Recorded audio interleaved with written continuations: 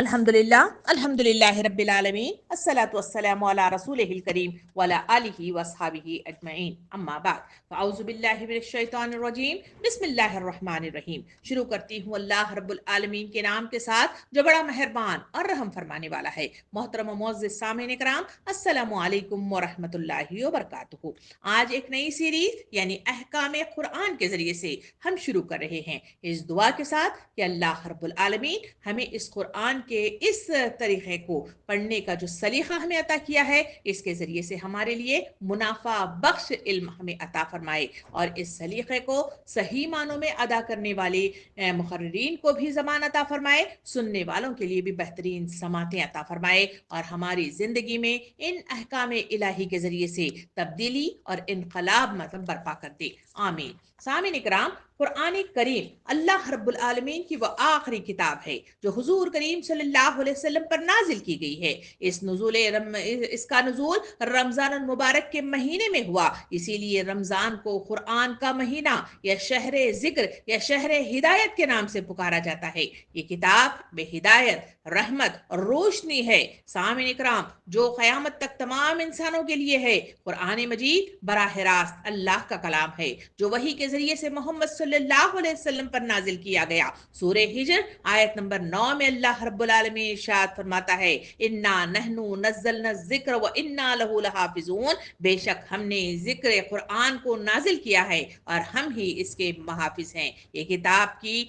हिफाजत के लिए ये कुरान मजीद को अल्लाह रब्बुल आलमीन ने इंसानों की ज़िंदगी को सुधारने के लिए तमाम उसूल ये किताब मुझे और आपको बताती है। कुरान मजीद के अंदर अल्लाह रब्बुल आलमीन ने मजीद मतलब जो है रोशनी डालते हुए मुझे और आपको अलग अलग तरह से सूरह बकरा आयत नंबर 2 में यूं इरशाद फरमाया कि वो किताब है जिसमें कोई शक नहीं, हिदायत है परहेजगार लोगों के लिए। सूरह यूसुफ में आयत नंबर 2 में अल्लाह रब्बुल आलमीन ने कुरान मजीद के ताल्लुक से यूं इरशाद फरमाया, बेशक हमने इसे अरबी जबान में नाजिल किया है ताकि तुम इसे समझ सको। नबी करीम सल्लल्लाहु अलैहि वसल्लम ने हदीस मुबारका के जरिए से मुझे और आपको यूं मतलब जो है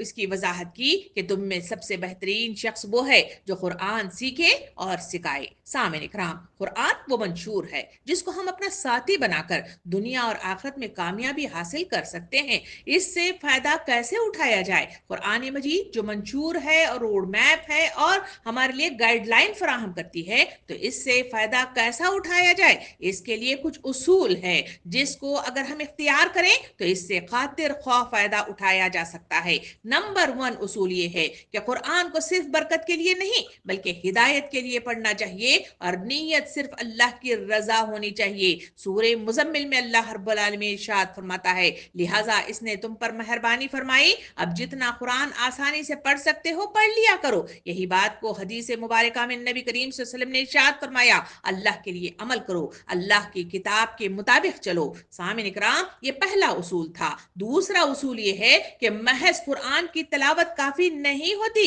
बल्कि इसे तरबियत और कुर्बे इलाही के लिए इसे पढ़ने की तलकीन की गई है। इसलिए कुरान पर तदब्बुर जरूरी है ताकि हिदायत हासिल हो जाए, क्योंकि कुरान मजीद हिदायत लेकर, रहनुमाई लेकर, गाइडलाइन लेकर हमारे सामने पेश की गई है। इसलिए इसको सिर्फ मतलब जो है हिज्जों के साथ पढ़ने से ये काफी नहीं होगा बल्कि इसके लिए तराजिम का पढ़ना, तफासीर का पढ़ना और नीयत के अंदर तरबियत और खुर्ब इलाही के लिए पढ़ना शर्त अव्वल है। सूरे मोहम्मद आयत नंबर 24 में अल्लाह ताला इरशाद फरमाता है, तर्जुमा कुछ इस तरह है, क्या ये लोग कुरान पर गौर नहीं करते या इनके दिलों पर खुफल लगे हुए हैं? नबी सल्लल्लाहु अलैहि वसल्लम ने इरशाद फरमाया, यह कुरान अल्लाह का दस्तरखान है, बस इससे जितना सीख सकते हो सीखो। यह है दूसरा उसूल। तीसरा उसूल जो इससे फायदा उठाने की मद में हमें मिलता है वो ये है कि इस किताब को के पैगाम को समझने के लिए तर्जुमा, तफसीर, सीरत, अहादीस का पढ़ना जरूरी है। इसलिए कि सूरह साद आयत नंबर 29 में अल्लाह रब्बुल आलमीन मेरे और आपके लिए इस तरह गाइड करता है, तर्जुमा कुछ इस तरह है, ये एक मुबारक किताब है जो हमने आपकी तरफ नाजिल की है ताकि ये इसकी आयत पर गौर करें और अकल रखने वाले नसीहत हासिल करें। ये है वो तीसरा उसूल जिसके जरिए से मुझे और आपको इसका مطالعہ کرتے ہوئے تفاسیر کے مختلف تفاسیر کا پڑھنا، سیرت کا اس کے ساتھ ملا کر پڑھنا اور احادیث کو اس سے جوڑ کر پڑھنا میرے اور آپ کے لیے فائدہ مند ثابت ہوتا ہے۔ چوتھا اصول یہ ہے کہ قرآن کا اصل مقصد عمل ہے، نہ کہ محض زبانی تلاوت ہے، اس لیے اس کو ذہن نشین کر لینا چاہیے کہ صرف لفاظی کے ذریعے سے نہیں ہے بلکہ اس کے مختلف معنی مطالب اپنی زندگی میں نافذ کرنا یہ اہم ترین اس کا مقصد عظیم ہے۔ اسی لیے قرآن کے احکامات پر عملاً مطلب جو ہے کاربند ہونا ضروری قرار دیا گیا ہے۔ سورہ انفال آیت نمبر 2 میں اللہ رب العالمین یوں ارشاد فرماتا ہے، ترجمہ کچھ اس طرح ہے کہ مومن تو وہ ہیں کہ جب اللہ کا ذکر کیا جائے تو اس کے دل کانپ اٹھیں اور جب ان پر ان کی آیات تلاوت کی جائے تو ان کا ایمان بڑھ جائے۔ نبی کریم صلی اللہ علیہ وسلم نے اس بات کو یوں ارشاد فرمایا کہ قرآن تمہارے حق میں حجت ہوگا یا تمہارے خلاف۔ سامعین اکرام، صحابہ کرام اور محمد صلی اللہ علیہ وسلم کا انداز سے زندگی یہ تھا کہ وہ تلاوت میں روتے تھے، غش کھا کر گر جایا کرتے تھے اور اپنے اعمال کی اصلاح کرتے تھے اور اپنے نفس کا تزکیہ کرتے تھے۔ تبھی قرآنی تعلیمات معاشرے کے اندر رائج ہوئے اور پھر معاشرہ ایک اسلامی معاشرے کی شکل میں وجود میں آیا۔ آج اس مطلب جو ہے حصول کو ہم اپناتے نہیں ہیں بلکہ اسے زبانی حد تک اسے قول پر قرار دیتے ہوئے اسے زبانی ہی ادا کرتے رہتے ہیں۔ اس وجہ سے نہ دلوں میں اترتا ہے اور نہ معاشرے کے اندر وہ تغیر جو دیکھنے میں آنا چاہیے وہ آتا نہیں ہے۔ پانچواں اصول یہ ہے کہ یہ کتاب کی تلاوت، تفسیر و ترجمے کے وقت دل جمی کے ساتھ غور سے سننا ضروری ہے، تب یہ کام دل پر اثر انداز ہو سکتا ہے۔ سورہ اعراف آیت نمبر 204 میں اللہ رب العالمین یوں ارشاد فرماتا ہے، جب قرآن پڑھا جائے تو اسے غور سے سنو اور خاموش رہو تاکہ تم پر رحم کیا جائے۔ نبی صلی اللہ علیہ وسلم نے یوں ارشاد فرمایا، قرآن کو اپنی آوازوں سے مزین کرو۔ یہ ہے وہ پانچواں اصول جس کے ذریعے سے مجھے اور آپ کو بتایا گیا کہ قرآن مجید پڑھتے ہوئے ادھر ادھر بھٹکتے ہوئے دماغوں کے ساتھ اگر پڑھا جائے تو یہ کار بند یا فائدہ مند نہیں ہو سکتا۔ اس کے لیے دلی جمی یکسوئی کے ساتھ اس کا مطالعہ میرے اور آپ کی زندگی میں تغیر اور میری اور آپ کی زندگی میں انقلاب برپا کر دیتا ہے۔ چھٹا اصول یہ ہے کہ قرآن کو زندگی کے ہر شعبے میں رہنمائی کے لیے اپنایا جائے اور ان کے قوانین و احکامات کو اپنا رہنما بنانا آدمی کو اللہ کا بندہ بننے میں مدد کرتا ہے۔ سامعین اکرام، سورہ بنی اسرائیل آیت نمبر 9 میں اللہ رب العالمین ارشاد فرماتا ہے، بے شک یہ قرآن اس راستے کی رہنمائی کرتا ہے جو سب سے زیادہ سیدھا ہے۔ نبی کریم صلی اللہ علیہ وسلم نے ارشاد فرمایا، میں تمہارے درمیان دو چیزوں کو چھوڑے جا رہا ہوں، جو ان کو اپنائے گا ہرگز گمراہ نہیں ہوگا، ایک ہے اللہ کی کتاب، دوسرا ہے میری سنت۔ یعنی چھٹا اصول ہمارے سامنے واضح طور پر رہنمائی دیا کہ وہ یہ ہے کہ قوانین و احکامات کو اپنا رہنما بنایا جائے۔ جو احکامات اللہ رب العالمین نے قرآن مجید کے ذریعے سے ہمارے لیے گائیڈ کی ہیں یا رہنمائی بخشی ہیں، ان کو صرف سرسری انداز میں مطالعے کی حد تک اسے محدود نہ کر دیا جائے بلکہ اس کو اپنی زندگیوں میں جاری کیا جائے، چاہے اس کے لیے دل پر جبر کرنا پڑے، نفس پر بند باندھنا پڑے یا معاشرے کی مختلف تکالیف سے ہم کمر بستہ مطلب جو ہے اس سے ٹکراؤ کا سامان پیدا کرے، یا پھر اس کے لیے اپنی جان، اپنا مال، اپنی سب کچھ قربان کرنا پڑے، تب بھی مطلب جو ہے اس قوانین پر کار بند ہونے کے لیے اگر آدمی اپنی ذہنی طور پر اس کے لیے تیار ہو جائے اور رہنمائی حاصل کرے، تبھی کہے جا کے خود کی ذات پہ مطلب ہے اس کا اثر آئے گا اور معاشرے میں اس کو صحیح معنوں میں اس کا جو ہے منظر مطلب جو ہے ہمارے سامنے دیکھنے کا موقع مل جائے گا۔ سامعین اکرام، یہ ہیں وہ طریقے و اصول جس سے ہم قرآن کی برکات اور اللہ کی ہدایت حاصل کر سکتے ہیں اور دنیا اور آخرت میں کامیاب ہو سکتے ہیں۔ سامعین اکرام، جب ہم قرآن مجید کا مطالعہ کرتے ہیں تو وہاں مجھے اور آپ کو قرآن مجید کی الگ الگ قسموں میں ڈیوائیڈ ہو کر قرآن مجید مجھے اور آپ کو نظر آتا ہے۔ آپ نے بھی مطالعہ کیا ہوگا، آپ نے بھی دیکھا ہوگا۔ آئیے تھوڑا مطلب جو ہے ہم ایک نظر اسے دیکھتے ہوئے آگے بڑھے کہ کس طرح سے قرآن مجید کی آیات کو ڈیوائیڈ کر کے اللہ رب العالمین نے اسے کیسا بہترین گلدستہ نصیحت یا احکام بنا کر میرے اور آپ کے لیے عطا کیا ہے۔ جہاں مطلب جو ہے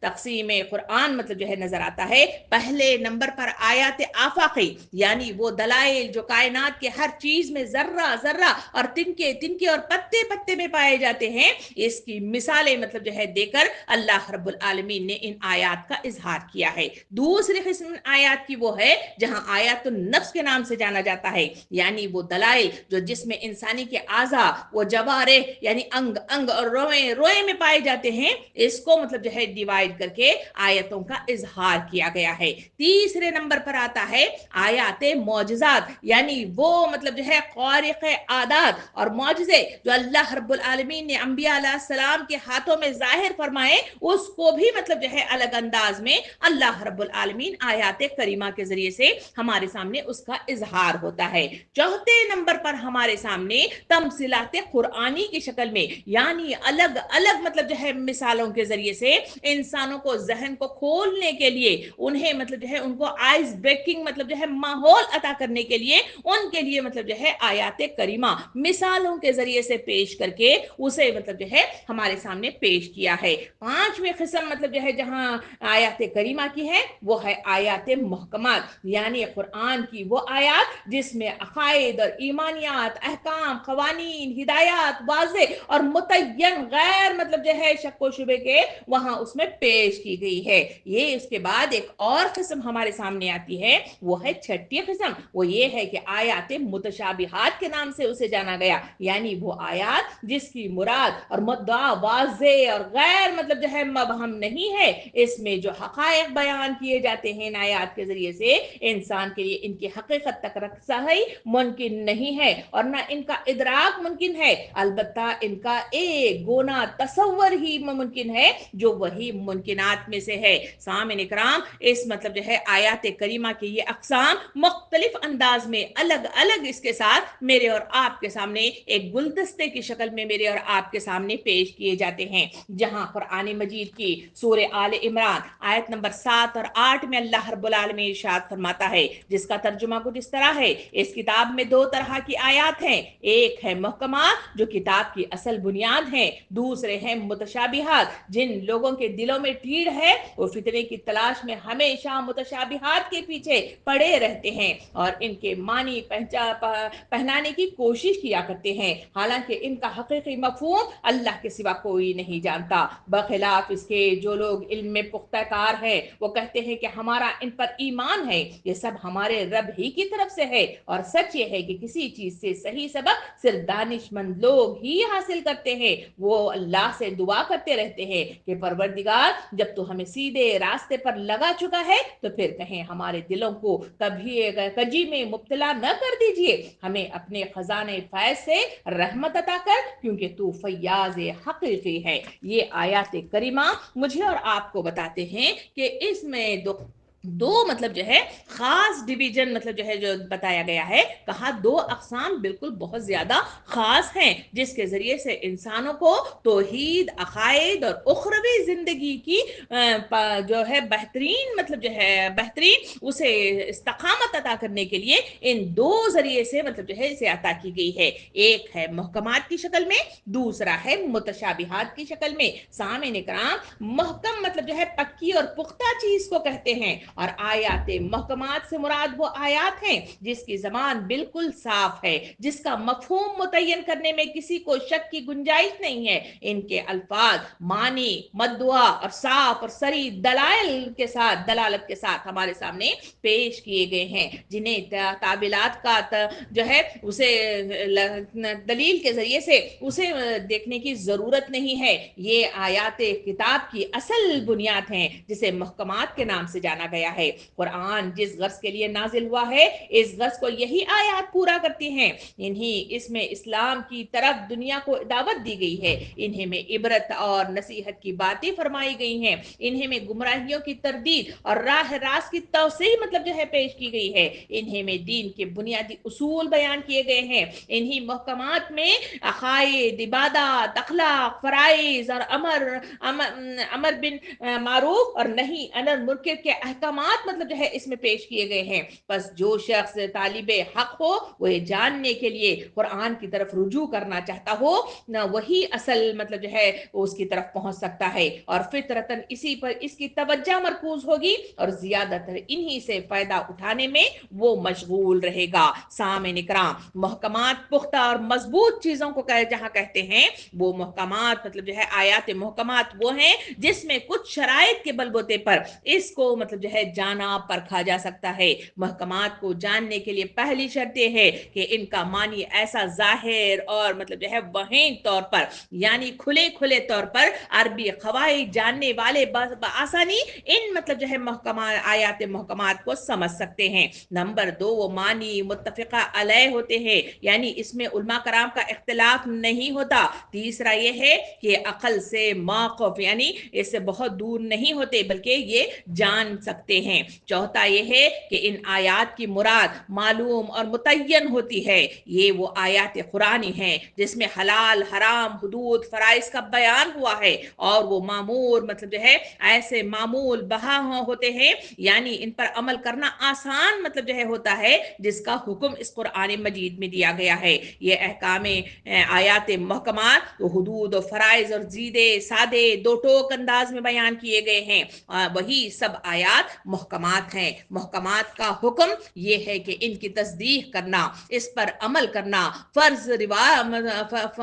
جو مطلب جو ہے یا واجب ہے اس کو ہمارے سامنے کھول کر یہ آیات کریمہ رکھتے ہیں. قرآن مجید نے پہلے دو امور یعنی عقیدہ اور نظریہ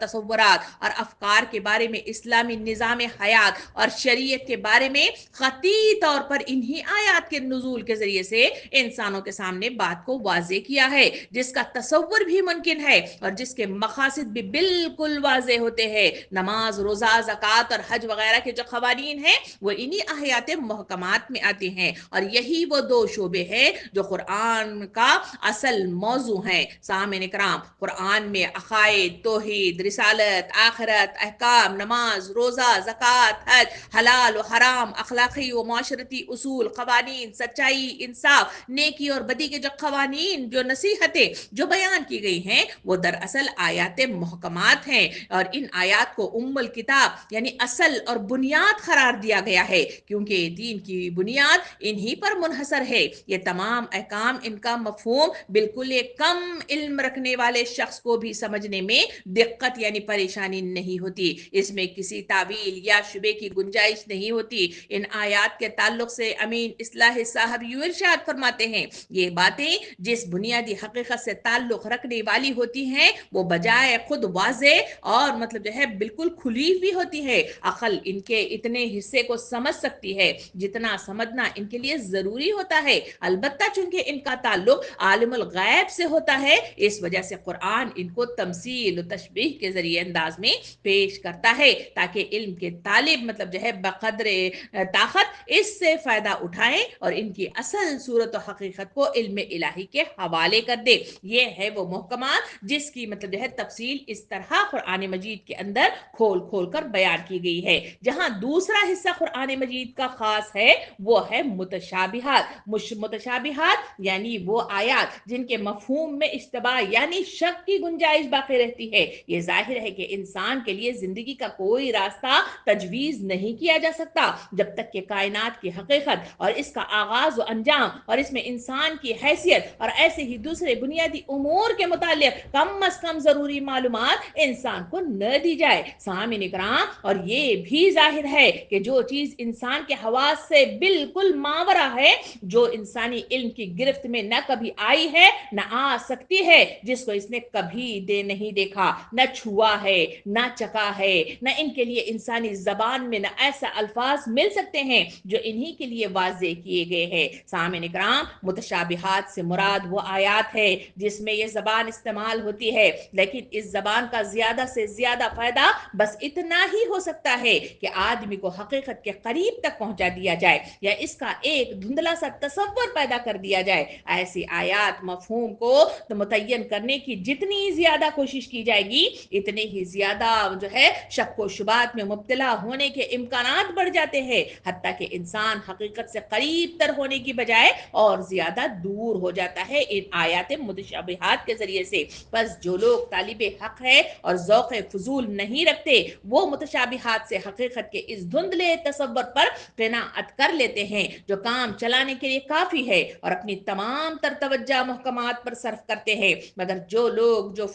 अबुल फजूल होते हैं या फितना जो होते हैं, इनका ज़्यादातर मशगला मुतशाबिहात ही की बहस और तनकीद पर ही होता है। सामिन इकराम, मुतशाबिहा यानी मतलब जो है मिलती जुलती और मुश्तबह चीज़ को कहते हैं। आयात मुतशाबिहात वो आयात हैं जिनकी पहचान यूं की जा सकती है। नंबर 1, ये आयात अरबी क़वाइद का इल्म रखने पर इनकी तफसीर और मानी जाहिर न हो। नंबर 2, इनकी तावील और मानी में इख्तलाफ हो, यानी मुख्तलिफ इसमें क़या हो। और इस दूसरा ये है कि इनका जाहिर समझ से बालातर हो, यानी अकल के जो मुआफ़े हैं वो इसमें मौजूद न हो। चौथा ये है कि इनकी मुराद या तो सिरे से मालूम ही न हो या मुतय्यन न हो, यानी इसमें कुछ इश्तबा और मतलब जो है इसमें शक व शुबा वाक़ा हो जाता हो। सामिन इकराम, इस तफसील के मुताबिक 3 किस्म की आयात मुतशाबिहात में दाखिल होंगी। नंबर 1, हुर्फ़े मुक़त्तआत, जैसे अलीफ लाम मीम, हा मीम, या फिर यासीन, या फिर हा मीम ऐन सॉद। इस तरह के अल्फाज़ मुक़त्तआत कुछ सूरों के इब्तिदा में मुझे और आपको नजर आते हैं, जो सूरतों के शुरू में वाक़े हुए हैं। ये ऐसे अल्फाज हैं जिनका ढूंढने के बावजूद लोग इसका मतलब नहीं ढूंढ पाए और ना ही मुद्दआ मालूम कर सके, बल्कि सब लोगों ने बातों को अखज़ ही किया है। दूसरा ये है कि वो आयात जो अल्फाज जिसका लफ्जी मानी तो मालूम हो सकता है लेकिन इसकी मुराद मालूम मुतय्यन नहीं है, जैसे यद अल्लाह या यानी वज अल्लाह या रूहुल्लाह वगैरह। और मतलब जो है तीसरा ये है कि वह आयात जिसकी तावील में उलमाए हक उलमाए रब्बानीन का मतलब जो है इख्तिलाफ हो जाता है, क्योंकि इख्तिलाफ के बाद इनकी भी मुराद मुतय्यन न रही बल्कि मुश्तबा हो जाती है। यहाँ ये वाज़ेह रहे कि सिर्फ उलमा और रब्बानीन का इख्तिलाफ मुराद है, जिसका इल्म अमल और तक़वा और दियानत जो है आम मुसलमानों के नज़दीक मुसल्लिम हो। हर ऐरे गैरे का इख्तिलाफ मुअतबर नहीं है, क्योंकि समझ न होने की बिना पर वो जो इल्म नहीं रखते। आम इंसान महकमात में भी इख्तिलाफात कर सकते हैं। इसकी मिसाल हमारे सामने आती है। आदम अलैहिस्सलाम के जिक्र को मतलब जो है कुरान मजीद पेश करता है, जिसमें रूह फूंकने का तसव्वुर पेश किया गया। हम उस तसव्वुर तक नहीं पहुंच सकते क्योंकि आयात मुतशाबिहात है। फिर वही का तस्करा कुरान मजीद के अंदर आता है कि वो फरिश्ता का नुज़ूल होना, इस तरह गुफ्तगू होना, वो क्या मतलब जो है अमल है, और वो क्या मतलब जो है वो तसव्वुर है। जो सिर्फ तसव्वुर पेश कर सकता है उसे करीब ले जा सकता है, मगर क्योंकि ये आयत मुतशाबिहात है, किसी ने इसे देखा नहीं है, चखा नहीं है, समझा नहीं है, और ना ही मतलब जो है इसे मालूम करने के लिए कोई जरिया मौजूद है। तीसरी मतलब मिसाल देखें कि खुदा के सिफात, जिसमें मतलब जो है मैंने इससे पहले मतलब जो है अल्फाज इस्तेमाल किए, वो है यद अल्लाह, यानी अल्लाह का हाथ। अल्लाह का हाथ का तसव्वुर जहां हम पेश करें तो समझ में आता, ऐसा जो इंसानी जहन सोचता है वो ये है कि इंसानों की तरह का वो हाथ है, और मतलब जो है वो इस तरह मतलब जो है अल्लाह मतलब जो है इंसानों के सरों पर रखता है, मगर ऐसा कुछ तसव्वुर नहीं है। जबकि कुरान कहता है कि खुदा का जो तसव्वुर है वो एक नूर की मानिंद है, मगर ये अल्फाज मतलब जो है जहां पेश किए जाते हैं लोग इसमें गलत तसव्वुरात ले आते हैं, वो मतलब जो है आयात मुतशाबिहात है। तीसरा जिक्र जन्नत का तस्करा आता है। जन्नत अरबी जबान में बाग को कहते हैं, सामिन इकराम, मगर इससे मुराद ये नहीं है कि जन्नत बस दुनिया के बागों जैसा एक बाग है। हाँ, जन्नत का लफ्ज इख्तियार करने की वजह से अरबों को आब व गया मतलब जो है सहरा के अंदर ऐश का तस्वुर एक बाग का है जो इन्हें दिया गया है, तो इसका मतलब वो मतलब नहीं है जो यहाँ पे पेश किया गया है। तो ये मतलब जो है वो आयात मुतशाबिहात है। चौथा मतलब जो है कुरान तस्वुर जो पेश करता है वो है जहन्नम का जिक्र, इसकी होलनाइकियों का जिक्र। ये भी इंसानों की समझ से आगे वाली बातें हैं, क्योंकि कोई मतलब जो है इस जो सजाएं हैं वो मतलब जो है किसी ने देखा नहीं है, सिर्फ एक तसव्वुर है जो मुझे और आपको कुरान करीम की आयतें पेश करती हैं और नबी करीम सल्लल्लाहु अलैहि वसल्लम अपने अहादीस करीमा के जरिए से रहनुमाई अता करते हैं। तो ये भी मतलब जो है वो मिसालें हैं जो आयत मुतशाबिहात की मद में आते हैं। या 5 में देखें कि सूरह मुदस्सिर में आया कि जहन्नम पर 19 निगरां मुकर्रर है, तो कुफार ने उस वक्त शोर मचाना शुरू कर दिया था और कि सिर्फ 19 निगरां कैसे इतने सारे अहले जहन्नम को काबू कर सकते हैं। तो ये वो तसव्वुर है जो मतलब जो है अल्लाह रब्बुल आलमीन के सिर्फ इजहार के नतीजे में करीब तक तो पहुंच सकता है, मगर मतलब जो है वाज़े मतलब जो है इसको मतलब जो है कोई जान नहीं सकता। कुरान में कहा गया कि जहन्नम में जहन्नमियों का खाना ज़कूम का दरख्त बताया गया। उस वक्त मतलब जो है जब ये आयत का नुज़ूल हुआ, लोगों ने शोर मचाना शुरू कर दिया था कि हम देखते हैं कि आग में कोई दरख्त कैसे रह सकता है, जबकि यहाँ पे जिक्र किया गया कि वहां दरख्त है और वो ज़कूम है और ज़कूम का दरख्त का खाना मतलब जो है जहन्नमियों का खाना होगा। तो ये मतलब जो है वो तसव्वुरात है जो सिर्फ मुतशाबिहात के मतलब जो है मद में आते हैं। छठी मिसाल है कि कुरान में मच्छर और मक्खी की मिसालें दी गई हैं, तो ना समझ लोग इन तमसीलों को न समझकर शोर मचाना शुरू कर दिया था। रूह की हकीकत पर लोगों ने शोर मचाया, मौत को वारिद होने के सिलसिले में लोग मतलब जो है कलजान में मुब्तला है कि कैसे रूह मतलब जो है मंजर आम पर आती है और कैसे मतलब जो है ज़हूर होता है। हूरों का जिक्र किया जाता है तो हमेशा लोग शक व शुबात और मुख्तलिफ सवालात के जरिए से इसको खोज निकालने की कोशिश में मगन नजर आते हैं। और सातवां ये है कि कुरान मजीद कहता है कि क़यामत के मैदान में अदालत का तराजू पेश कर दिया जाएगा। क्या तराजू आज की तरह का मतलब वहां पे होगा या किस तरह मतलब जो है यहाँ नापा जाता है वैसा होगा, वो तसव्वुर हमें मतलब जो है नहीं दिया गया, सिर्फ मतलब जो है हमें उसकी तरफ रहनुमाई की गई। अगर 11वीं मिसाल देके देखें तो ये अल्लाह यानी अल्लाह का हाथ है वाला बात आई तो वो भी हमारे लिए एक मतलब जो है न समझने वाली मद है। सामिन इकराम, नबी करीम सल्लल्लाहु अलैहि वसल्लम ने इरशाद फरमाया, मेरी उम्मत में कौम पैदा होगी जो कुरान तो पढ़ेगी लेकिन इसे इस तरह फेंकेगी जैसे कोई खजूर के गुठलियों को फेंकता हो और इसके गलत मतालिब बयान करेगी। फिर फरमाया कि इसकी हकीकत, तावील और मतलब जो है बाकी मतलब अल्लाह ही जानता है। हजरत अब्दुल्ला बिन अब्बास रज़ी अल्लाह अन्हु फरमाते हैं कि तफसीर 4 किस्म की है। एक वो जिसे अरब अपने लुगत से समझते हैं, नंबर 2 वो जिसे इसे जद्दे उल्मा और सारे इल्म वाले जानते हैं। तीसरी किस्म की तफसीर ये है वो ये जैसे बजुज़ ज़ाते इलाही के और कोई नहीं जानता। चौथा ये है कि एक वो जिसके समझने में किसी को मुश्किल नहीं है, वो है आयात मुहकमात। सामिन इकराम, ऐसे वक्त अहले इल्म यानी ईमान वाले लोगों का तर्ज अमल बताते हुए हजरत अब्दुल्ला बिन मसऊद रज़ी अल्लाह अन्हु फरमाते हैं कि पुख्ता इल्म वाले यही कहते हैं कि इनकी तावील का इल्म अल्लाह ही को है और इस पर हमारा ईमान है। ये है वो तर्ज अमल जिसमें सूरह आले इमरान की आयत नंबर 7 और 8 में मतलब जो है जो बताया गया कि उसमें कहा गया कि जो लोग इल्म में पुख्ता कार है वो कहते हैं कि हमारा उन पर ईमान है, ये सब हमारे रब ही की तरफ से है और सच ये है कि जिस चीज से सही सबक सिर्फ दानिशमंद लोग ही हासिल कर सकते हैं। तो ये वो तरीक़ेकार है जिसकी तरफ मुझे और आपको रहनुमाई की गई है। हजरत मोहम्मद बिन जाफर बिन जुबैर रज़ियल्लाहु फरमाते हैं कि असल तफसीर और मुराद अल्लाह ही जानता है। मजबूत इल्म वाले कहते हैं कि हम इस पर ईमान लाए, फिर मुतशाबिहात आयात की तफसीर मुहकमात की रोशनी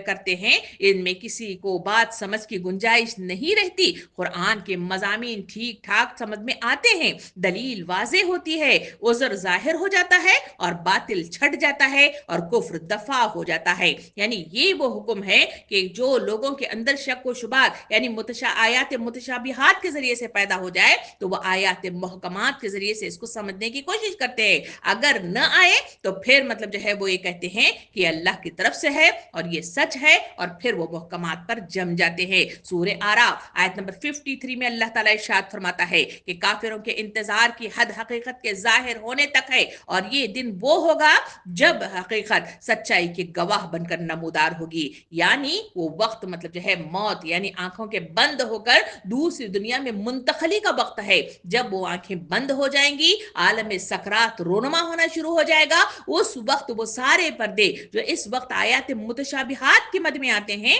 वो सारे पर्दे छट जाएंगे جائیں گے اور وہ چیز دکھانا شروع ہو جائے گی، اور اس وقت انسان پکار کر کہے گا کہ جو کچھ اللہ نے قرآن مجید کے اندر بیان کیا ہے وہ سچ ہے اور حق تھا۔ محترم سامعین اکرام، یہ محکم اور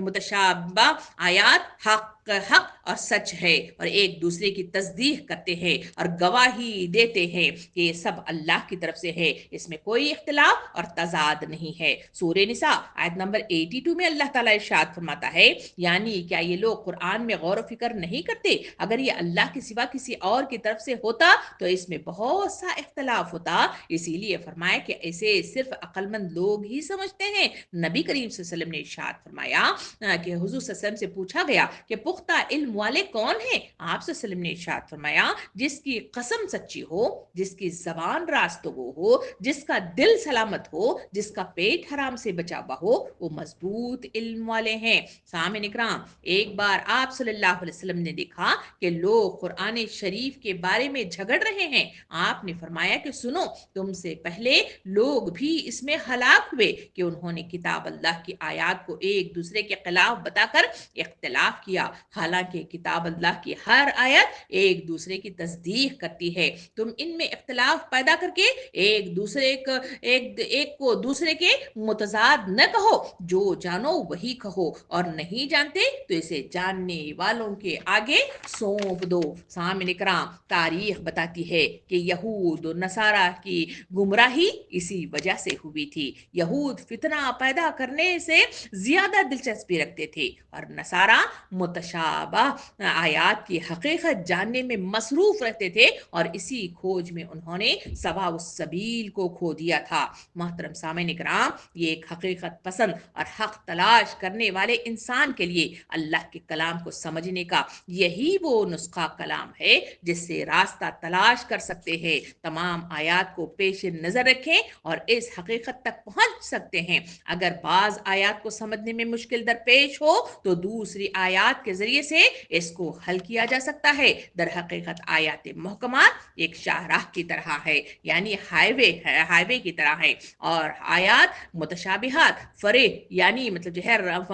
فرعی راستوں یعنی گلی مطلب جو ہے میں تقسیم ہوئے ہیں، کیونکہ یہ بات واضح ہے کہ انسان اگر مطلب جو ہے گلیوں کے راستوں میں گم ہو جائے یا بھٹک جائے تو کوشش کرتا ہے کہ اصل راستے پر پہنچ جائے، اور وہاں پہنچ کر وہ صحیح راستہ ڈھونڈنے میں مصروف ہو جاتا ہے۔ سامعین اکرام، قرآن میں انسان کے لیے جو کچھ ہے اس کی عظمت اور اہمیت کا ادراک کرنا یا اسے بیان کرنا اس کے ہمارے بس میں نہیں ہے، لیکن آغاز کرنے کے لیے ہم کو کچھ نہ کچھ اندازہ ہونا چاہیے کہ یہ کیا ہے اور ہمارے لیے اس کی کیا اہمیت ہے، تاکہ ہم ہمارے اندر اپنے کل وجود کے ساتھ قرآن کے اندر ڈوبنے کا جذبہ بیدار ہو جائے، اور کلی وابستگی، مکمل سپردگی اور مسلسل کوشش کے ساتھ جیسا کہ اس کا تقاضا ہے وہ تقاضا پورا کیا جا سکے۔ سامعین اکرام، قرآن ہمارے لیے اللہ کی سب سے بڑی نعمت ہے۔ یہ حضرت آدم علیہ السلام اور ان کی نسلوں سے اللہ تعالیٰ کے